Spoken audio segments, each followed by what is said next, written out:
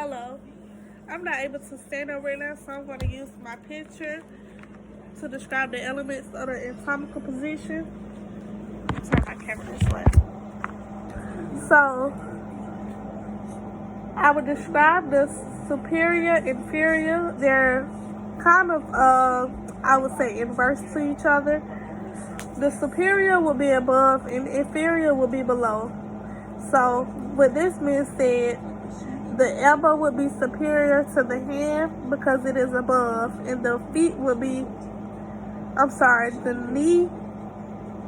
the feet will be inferior to the knee because the feet are below. Interior and posterior.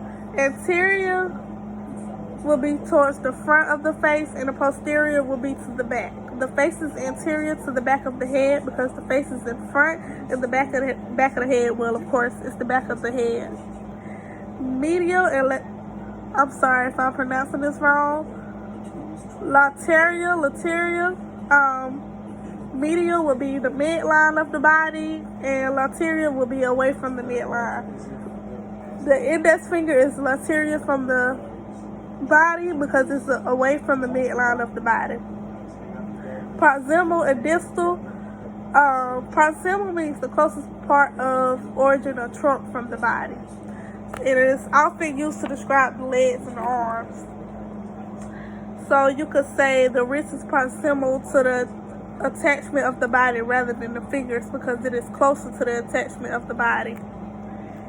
And you could say the fingers are distal than the wrist because it is farther from the attachment of the body.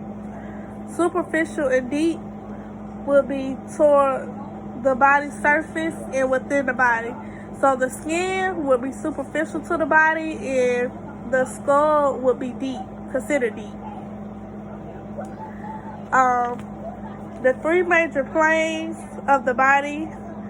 Number one is sagittal. It divides the body into the right and left parts. It is usually in the center and splits the body into halves.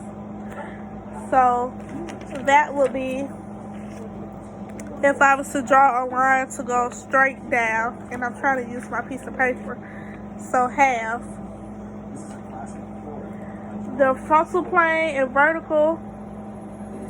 It is any vertical plane that divides the body into ventral, the abdominal, and dorsal, the belly and back.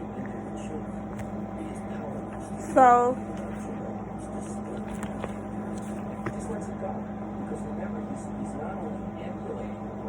that would be the front and back. If I was to turn you sideways and divide the body that way.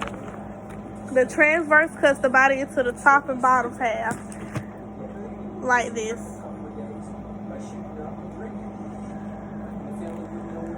And I'm supposed to define homeostasis. Homeostasis is the state of steady internal physical and chemical conditions maintained by the body's limbic system. So homeostasis controls any outside where it keeps the body in the physical state of the body in its original place, regardless of the external environment. And one example would be if you're sweating.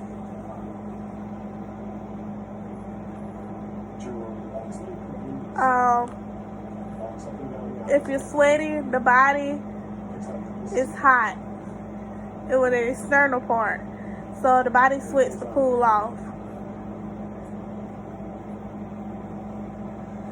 Shivering, if you're cold, shivering will occur.